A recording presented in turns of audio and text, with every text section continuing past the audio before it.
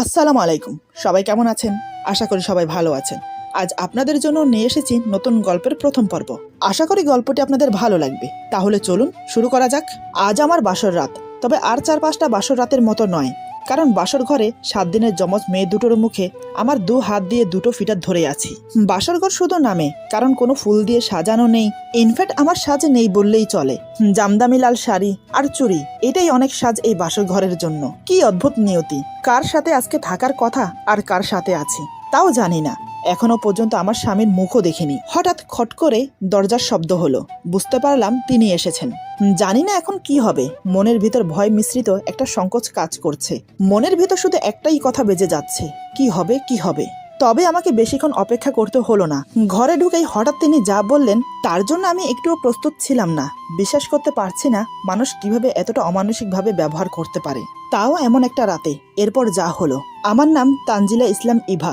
ফ্যামিলিতে মা বাবা আর আমি আমার মা বাবার একমাত্র আদরের মেয়ে। এবার এসএসসি পরীক্ষা কমপ্লিট করে কলেজে ভর্তি হয়েছি।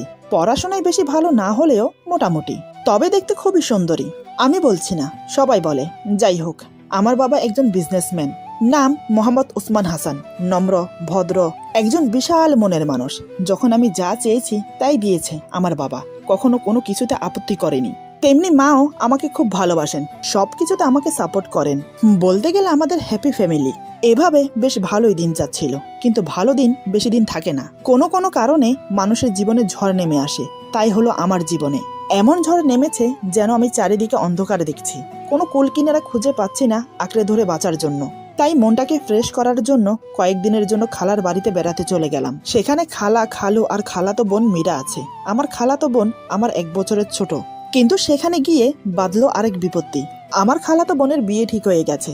কিন্তু আমার খালাতো বোন বিয়ের কথা শুনেই যাকে সে ভালোবাসে তার হাত ধরে পালিয়ে গেল। আমি জানতাম সে একটা ছেলেকে ভালোবাসে, তবে কোনোদিন দেখিনি। কিন্তু এভাবে পালিয়ে যাবে সেটাও ভাবতে পারিনি। তবে যেদিন পালিয়ে গিয়েছিল সেদিন আমি আড়ালে থেকে ছেলেটাকে দেখেছি। তাকে দেখার সাথে সাথে আমার মাথায় যেন বজ্রপাত হলো। নিজের চোখকে বিশ্বাস করাতে পারছি না। এত বড় বেইমানি, এত বড় ধোঁকা আমার সাথে। আসল কথা হলো, যার সাথে সে পালিয়ে গেছে তাকে আমি খুব ভালো করেই চিনি। কিন্তু কে আমার সাথে বেইমানি করলো? আমার খালাতো বোন নাকি সে? ব্যাপারটা আমার খুব খারাপ লাগলো। এখানে এসেছি একটু মানসিক শান্তি পাওয়ার জন্য, কিন্তু যা দেখলাম তা দেখে মন মানসিকতা আরো খারাপ হয়ে গেল। তখন আমি খুব মানসিকভাবে ভুগছি। মন মানসিকতা কিছুই ঠিক নেই। এমন পরিস্থিতিতে আমি আর বাসায়ও যেতে পারছি না, কারণ খালাতো বোন চলে যাওয়াতে খালা খালু একা হয়ে গেছে। তাদেরও মন মানসিকতা খুবই খারাপ। তাদের একমাত্র মেয়ে যে তাদের মান সম্মান এভাবে ডুবাবে, এটা তারা কখনোই ভাবতে পারেনি। এমন অবস্থায় তাদের পাশে কেউ থাকা খুবই প্রয়োজন। তাই আমি খালার বাসায় থেকে গেলাম। এভাবে বেশ কিছুদিন কেটে গেল। হঠাৎ একদিন একজন ভদ্র মহিলা খালার বাসায় আসলেন। চেহারায় ক্লান্তি আর চিন্তার ছাপ ফুটে উঠেছে। এমন মনে হচ্ছে তিনি খুব দুশ্চিন্তায় ভুগছেন। খালার থেকে জানতে পারলাম তিনি খালার দুঃসম্পর্কের ননদ লাগে। আমি ভেতরে চলে গেলাম ওনার জন্য চা নাস্তা নিয়ে আসতে। এদিকে ওনারা দুজন গল্প করতে লাগলো। আমি নাস্তা নিয়ে এসে ওনাদের হাতে হাতে দিতে লাগলাম। কিন্তু আমি কান খাড়া করে মহিলাটির কথা শুনতে লাগলাম। মহিলাটি তার দুশ্চিন্তার কথা আমার খালাকে বলল। ওনার কথা শুনে আমার খালার মন খারাপ হয়ে গেল। খালা বলে, কিন্তু এখন হঠাৎ এমন মেয়ে কোথায় পাওয়া যাবে? কোনো মেয়ে রাজি হবে না। ওনাদের কথা শুনে কেন জানি না আমার কি হয়ে গেল। হঠাৎ আমি বললাম, খালা আমি রাজি আছি। আমার কথা শুনে সবাই কেমন যেন হকচকিয়ে গেল। আমার খালা খুবই আপত্তি করলো। শেষমেশ আমাকে টলাতে না পেরে মা বাবাকে ফোন দিল। মা বাবা তড়িঘড়ি করে ছুটে এলো খালার বাড়িতে। সব কথা শুনে তারা তো রেগে মেগে আগুন। কিন্তু আমার জেদের কাছে তারা অবশেষে হার মানল। আমার এই একটা সিদ্ধান্তে মা বাবার মন ভেঙে দিল। তারা খুব কষ্ট পেল। তারা এটা বুঝতে পারছে না আমি এমন একটা বিয়ে কেন করছি। আমি তো এর থেকেও ভালো কিছু ডিজার্ভ করি। এমন একটা ছেলেকে বিয়ে করছি যে কিনা আমার যোগ্যই না। এমনকি আমি ছেলেকে দেখতেও চাইনি। জেদ জিনিসটা খুবই খারাপ। একবার মাথায় জেদ উঠে গেলে মানুষ তখন কি করে সেটা সে নিজেও জানে না। আমার ক্ষেত্রেও তাই হলো। সবার অমতে গিয়ে আমি এই বিয়েটা করছি। কোনো ধুমধাম আত্মীয় স্বজন ছাড়াই এই বিয়েটা হচ্ছে। রাতে ছেলে আসলো, তারপর কাজে ডেকে বিয়ে পড়ানো হলো। এমন বিয়ে কোনো মা বাবাই তার ছেলে মেয়েদের করাতে চায় না, কিন্তু আমার মা বাবা করতে বাধ্য হলো, শুধু আমার মুখের দিকে তাকিয়ে। আসলে বিয়েটা একদিনের মধ্যে হয়ে গিয়েছিল, তাই কিছু করার সম্ভবও হয়নি। একসময় মা বাবা থেকে বিদায় নিয়ে শ্বশুর বাড়ি চলে এলাম। আজ আমার বাসর রাত, তবে আর 4-5টা বাসর রাতের মতো নয়। কারণ বাসর ঘরে 7 দিনের যমজ মেয়ে দুটোর মুখে আমার 2 হাত দিয়ে দুটো ফিটার ধরে আছি। বাসর ঘর শুধু নামে, কারণ কোনো ফুল দিয়ে সাজানো নেই। ইনফ্যাক্ট আমার সাজ নেই বললেই চলে। জামদামি লাল শাড়ি আর চুড়ি, এটাই অনেক সাজ এই বাসর ঘরের জন্য। কি অদ্ভুত নিয়তি, কার সাথে আজকে থাকার কথা আর কার সাথে আছি তাও জানি না। এখনো পর্যন্ত আমার স্বামীর মুখও দেখিনি, তবে একজন আমার লাইফ থেকে চলে গিয়ে ভালোই করেছে। তাই আমি আজ দুটো কিউট বেবি পেয়েছি। আমার মা এখনো পর্যন্ত আমাকে ভাত খাইয়ে দেয়, আর আমি কিনা দুটো বাচ্চা সামলাবো, ভাবতেই হাসি পাচ্ছে, আবার মন খারাপও হচ্ছে। কারণ জেদ করে মস্ত বড় লড়াইয়ে নেমেছি, জানি না কতটা সফল হতে পারবো। ও আপনাদেরকে তো বলাই হয়নি, আমার স্বামীর নাম মোহাম্মদ আফরান ইসলাম ফাহিম। তিনি একজন বিজনেসম্যান। ওনারা দুই ভাই, উনি সবার বড়। ছোট ভাই লন্ডনে থেকে পড়াশোনা করছে। শ্বশুর অনেক আগেই মারা গেছে, কিন্তু মা এখনো বেঁচে আছে। আমার স্বামী আগে একটা বিয়ে করেছিল, তার প্রথম স্ত্রী মারা গেছে। এই 7 দিনের যমজ বাচ্চা দুটো রেখে কিভাবে কি হয়েছে আমি সেসব কিছুই জানি না, জানারও কোনো ইচ্ছে ছিল না। সত্যি বলতে আমি এই বাচ্চা দুটোর কথা শুনেই এই বিয়েতে রাজি হয়েছি। তবে তার পিছনে আরো একটা কারণ ছিল, সেটা না হয় ক্রমশ প্রকাশ্য। বাচ্চা দুটোর মুখে ফিটার ধরে নানান কথা ভাবতে লাগলাম। হঠাৎ কেউ পেছন থেকে মেহেলি কণ্ঠে বলে, ইভা তোমার সারাদিন অনেক কষ্ট হয়েছে, এখন আমি বাচ্চাদের নিয়ে যাই। আমার শাশুড়ি মায়ের কথা শুনে নিজের ভাবনা থেকে বেরিয়ে চোখের পানি মুছে বললাম, না আন্টি, ওরা আমার কাছে থাকবে, আমার কোনো অসুবিধা হবে না। শাশুড়ি মা বলে, কালকে না হয় তোমার কাছে থাকবে, আর তুমি আমাকে আন্টি বলবে না, মা বলবে। আমি বললাম, আচ্ছা, কিন্তু ওরা আমার কাছে থাকবে। মা বলে, খুব জেদি মেয়ে তো তুমি, আমার ছেলেটাকেও তোমার জিদ দিয়ে নিজের করে নিও। আমি বললাম, মা বলে, তোমার খাবারটা রেখে যাচ্ছি, খেয়ে নিও। আমি বললাম, আপনি কি খেয়েছেন? মা বলে, না, এখন খাবো। আর হ্যাঁ, যত রাত হোক, ওদের সামলাতে তোমার কষ্ট হলে আমাকে ডাকতে ভুলবে না। আমি বললাম, আচ্ছা ঠিক আছে। শাশুড়ি এই কথা বলে চলে গেল। যাওয়ার সময় অবশ্যই দরজা লাগিয়ে দিয়ে গিয়েছিল। শাশুড়ি মা চলে যাওয়ার পর আমি বাচ্চাদের ঠিকমতো শুইয়ে দেই। হঠাৎ দরজায় খুট করে একটা শব্দ হলো, বুঝতে পারলাম তিনি এসেছেন। মনের ভিতর ভয় মিশ্রিত একটা সংকোচ কাজ করছে, কেমন যেন একটা অনুভূতি ছেয়ে যাচ্ছে পুরো শরীর জুড়ে। বাসর রাতে সম্পূর্ণ একটা অচেনা মানুষের সাথে থাকতে হবে ভেবেই যেন আত্মারাম কেঁপে উঠছে। মনের ভিতর শুধু একটা কথাই বেজে যাচ্ছে, কি হবে কি হবে। মনে মনে ভেবে নিলাম, ভয় পেলে চলবে না, প্রতিটা কথার যথাযথ উত্তর দিতে হবে, তাহলে আমি টিকতে পারবো। তাই মনে মনে সাহস জোগাতে লাগলাম। ফাহিম দরজার কাছে কিছুক্ষণ দাঁড়িয়ে ধুম করে দরজা লাগিয়ে দেয়। আমি বিছানা থেকে নেমে দাঁড়িয়ে বললাম, বাচ্চারা ঘুমোচ্ছে, তাই আস্তে শব্দ করবেন। ফাহিম রাগের সাথে বলে, তোমার থেকে এখন আমার জ্ঞান নিতে হবে, কি করব না করব? আমি বললাম, ভুল কাজ করলে অবশ্যই সঠিক পথ দেখাবো। ফাহিম বলে, এই শোনো, আমার থেকে স্বামীর অধিকার আশা করো না, ভেবো না তোমার সুন্দর মুখ দেখে আমার। ওর মুখ থেকে কথা ছিনিয়ে আমি বললাম, আমার ভালোবাসার মানুষের জায়গা তোমাকে দিতে পারবো না, কোনোদিন ভালোবাসা পাবার আশা করো না, ব্যাস, আর সিনেমার ডায়লগ দিতে হবে না। ফাহিম বলে, তুমি তো বড্ড বাচাল। আমি বললাম, আপনি যা বলতে চেয়েছেন তা আমি বলে দিলাম, যাতে আপনার কষ্ট কম হয়। ফাহিম বলে, ধ্যাত, সামনে থেকে সরো, আমি ঘুমাবো। আমি বললাম, বিছানায় আপনার জায়গা হবে না, নিচে ঘুমান। ফাহিম বলে, আজকে আমার বাসায় তোমার প্রথম দিন বলে কিছু বললাম না, তা না হলে তোমাকে বুঝিয়ে দিতাম আমার সাথে মুখে মুখে তকরা করার ফল কি হয়।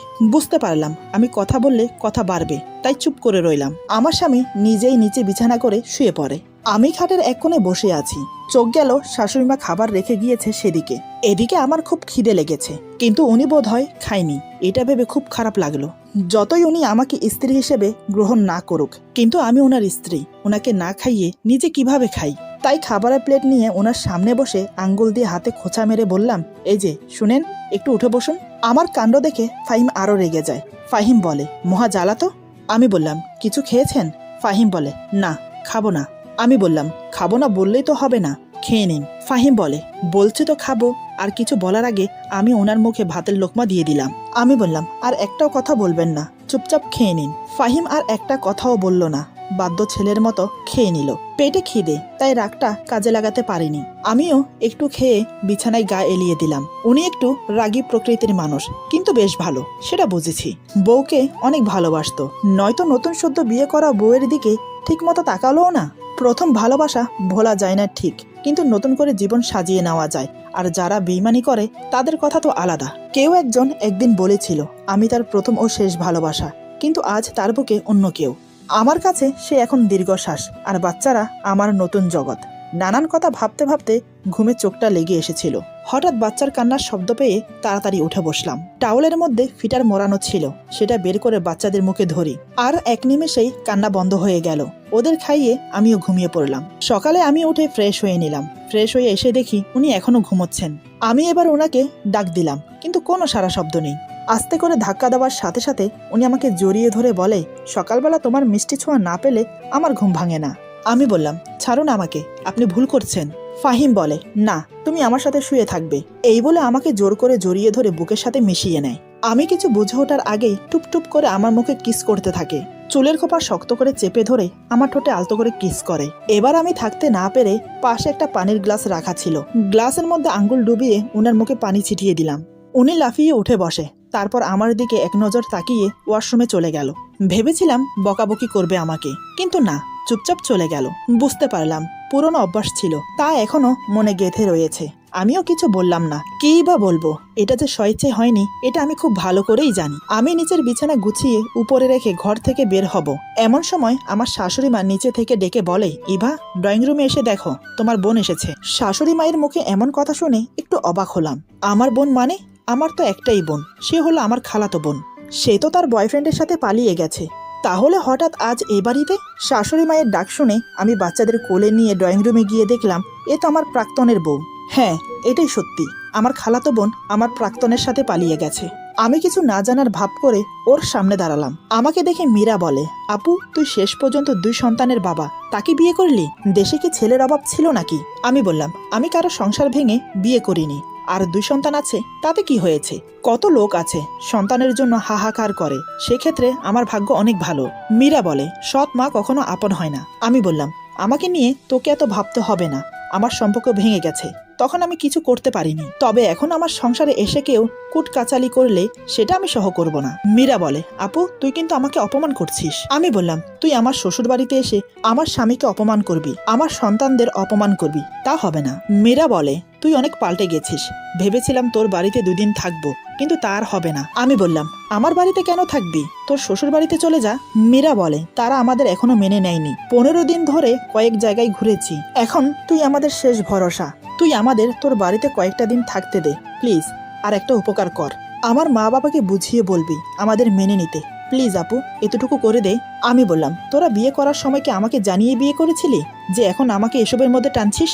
মীরা বলে, আপু, তুই আমাদের একমাত্র ভরসা, তোর কথা সবাই শোনে, তাই তুই আমার মা বাবার সাথে কথা বললেই তারা মেনে নেবে। প্লিজ আপু, আমাকে ফিরিয়ে দিস না। আমি কিছু বলার আগে আমার শাশুড়ি মা বাচ্চাদের জন্য ফিটার নিয়ে এসে বলে, বৌমা, ওদেরকে আমার কাছে দাও, আমি খাইয়ে দিচ্ছি। তুমি বরং গিয়ে টেবিলে নাস্তা রেডি করো, কাজের মেয়ে কয়েকদিন পরে আসবে। তাই বলছি, এই কয়দিন হাতে হাতে একটু কাজ করে দিলে ভালো হতো। আমি বললাম, আচ্ছা মা, আমার কাজ করতে কোনো সমস্যা নেই, কিন্তু একটা কথা ছিল, কি করে যে বলবো বুঝতে পারছি না। শাশুড়ি মা বলে, জানি মা, মীরা কয়েকদিনের জন্য থাকতে এসেছে। কি, তাই তো? আমি বললাম, মা বলে, সমস্যা নেই, ওরা কয়েকদিন থাকুক। শাশুড়ি মায়ের কথা শুনে মীরা বলে, আন্টি, আপনাকে অসংখ্য ধন্যবাদ। মা বলে, এখানে ধন্যবাদের কি আছে, কিন্তু তোমার স্বামী কোথায়? মীরা বলে, আপনারা থাকতে দেবেন কি না তা তো জানি না, তাই ও বাহিরে দাঁড়িয়ে আছে। মা বলে, যাও গিয়ে ডেকে নিয়ে আসো। আমি মীরার দিকে তাকিয়ে ভাবতে লাগলাম, আমার প্রাক্তনের বউ মীরা, যে কিনা আমার আপন খালাতো বোন। আমার জীবনের প্রথম ভালোবাসা ছিল নীল, যে কিনা আজ অন্যের হয়ে গেছে। নীলের সাথে ব্রেকআপ হওয়ার পর ওর সব স্মৃতি মুছে দেই যদিও, কিন্তু মন থেকে স্মৃতি মুছে দেওয়া সম্ভব না। আর কোনোদিন যেন ওর মুখ দেখতে না হয়, তাই তাড়াতাড়ি বিয়ে করে নিয়েছিলাম। কিন্তু আজ ওকে আবার দেখতে হবে, তাও ওর বউয়ের সাথে।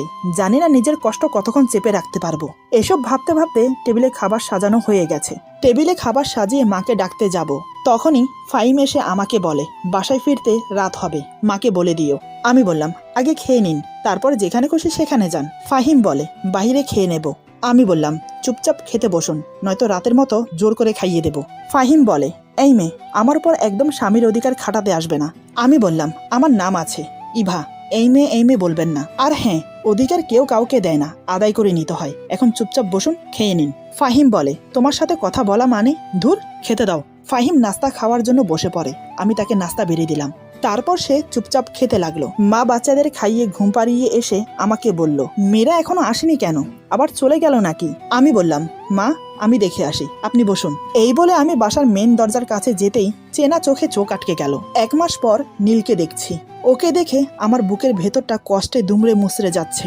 মীরাকে কিছু বুঝতে দিলে চলবে না, তাই নীলের দিক থেকে চোখ সরিয়ে মীরাকে উদ্দেশ্য করে বললাম, কিরে, এখানে দাঁড়িয়ে আছিস কেন? তোরা ভিতরে আয়। এদিকে নীল আমাকে দেখে অবাক হয়ে তাকিয়ে থাকে। সে ভাবতে পারেনি আমার মুখোমুখি হবে। আসলে সে জানতোই না আমি এখানে থাকবো, এমনকি আমার এখানে বিয়ে হয়েছে। নীল অবাক হয়ে তাকিয়ে আমাকে বলে, এই ইভা, তুমি সত্যি বিয়ে করেছো?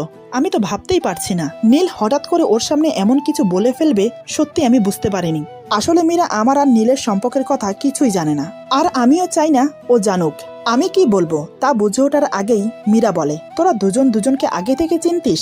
এবার আমি ব্যাপারটাকে সামাল দেওয়ার জন্য বললাম, আরে তেমন কিছু না, কলেজে কয়েকবার দেখা হয়েছে, ব্যাস সেই থেকে পরিচয়। মীরা বলে, নীল তুমি তো আগে কখনো বলনি ইভা আপুর সাথে তোমার পরিচয় আছে? নীল চুপ করে দাঁড়িয়ে আছে, কি বলবে ভেবে পাচ্ছে না। তাই আমি উত্তর দিলাম, আরে ও হয়তো ভুলে গেছে তাই বলেনি। এখন আর কথা না বাড়িয়ে ভেতরে গিয়ে ফ্রেশ হয়ে খেতে আয়। ততক্ষণে ফাহিম খেয়ে দিয়ে বাহিরে চলে গেল। নীল আর মীরাকে আমার শাশুড়িমা খেতে দিল। আসলে আমি ইচ্ছে করে নীলের সামনে যেতে চাইছি না, কারণ ওকে যত দেখব তত কষ্ট বাড়বে। তবে ওদের এখানে থাকা চলবে না। নীলের সাথে কথা বলে মীরাকে নিয়ে চলে যেতে বলবো। মনে মনে এসব ভাবছি, আর বাচ্চাদের সামালতে আমার সময় যাচ্ছে। রুম থেকে আর বেরোতে হয়নি, সব কাজ শাশুড়িমা করছে। সত্যি বলতে উনি খুব ভালো, সেটা বিয়ের আগে থেকেই জেনেছি, কারণ আমার খালার ননদ হলো আমার শাশুড়িমা। খালা আমাকে বলেছে উনি খুব ভালো, ওই বাড়িতে বউ হয়ে গেলে তোর কোনো কষ্ট হবে না। দেখতে দেখতে সকাল পেরিয়ে দুপুর, দুপুর পেরিয়ে সন্ধ্যা হলো। এদিকে মাথাটা খুব ঝিমঝিম করছে, তাই চা খাওয়ার জন্য রুম থেকে বের হব। তখনই শাশুড়িমা চা দিয়ে গেল আর বাচ্চাদের তার কাছে নিয়ে গেল। এই সুযোগে একটু ঘুমানো যাক, এই ভেবে বিছানায় শুয়েছি মাত্র, ঠিক তখনই দরজায় ঠকঠক শব্দ পেয়ে উঠে বসি। দরজার সামনে নীল দাঁড়িয়ে বলে, আসতে পারি? আমি তো দেখে অবাক, ও এখানে কেন? আমি একটু গম্ভীরভাবে বললাম, নীল তুমি এখন আমার ভালোবাসার মানুষ না, আমার বোনের স্বামী, আর আমিও অন্যজনের স্ত্রী, তাই তোমার এখানে আসা ঠিক হয়নি। আমি পুরনো সব ভুলে আমার সংসারটাকে নতুন করে সাজাতে চাই। নীল বলে, তুমি বিশ্বাস করো আমি তোমার শ্বশুর বাড়িতে আসতে চাইনি, মীরা জোর করে এনেছে। আর সত্যি বলতে আমি জানতামও না এটা তোমার শ্বশুর বাড়ি। আমি বললাম, মীরা আমাদের সম্পর্কের কথা কিছুই জানে না, কোনোদিন যেন জানতেও না পারে, সেদিকটা তোমার লক্ষ্য রেখে চলতে হবে। নীল বলে, আমি জানি তোমার সাথে আমি অন্যায় করেছি, আর মীরাকে কিছু না বললে সেটাও অন্যায় হবে। আমি বললাম, আগেও মীরাকে কিছু বলতে পারোনি, আর এখন বললে কি হবে? তার থেকে ভালো নতুন জীবন সুখময় করো। নীল বলে, ইভা তুমি আমাকে ক্ষমা করে দাও, তুমি ক্ষমা না করলে যে মরেও শান্তি পাবো না। আমি মুচকি এসে বললাম, এখানে অন্যায়ের কিছুই নেই, ক্ষমা করার মতো কোনো কাজ করনি তুমি, কারণ আমার ভাগ্যে তুমি ছিলে না, তাই আমি তোমাকে পাইনি। নীল বলে, জানি না কিভাবে যেন সেদিন রাতে মীরার সাথে কথা বলে মনে হলো আমি ওকে সত্যি ভালোবাসি, আর তোমার প্রতি শুধু ভালো লাগা। আমি বললাম, নীল প্লিজ, আমি কিছু শুনতে চাই না, আর কিছু বলো না প্লিজ, এখন তুমি আসতে পারো। নীল বলে, ইভা আমার কিছু কথা আছে, সেগুলো বলতে চাই। আমি বললাম, না না না, তোমার কোনো কথা শুনতে চাই না, দয়া করে আমার রুম থেকে বেরিয়ে যাও। নীল মাথা নিচু করে রুম থেকে বেরিয়ে গেল।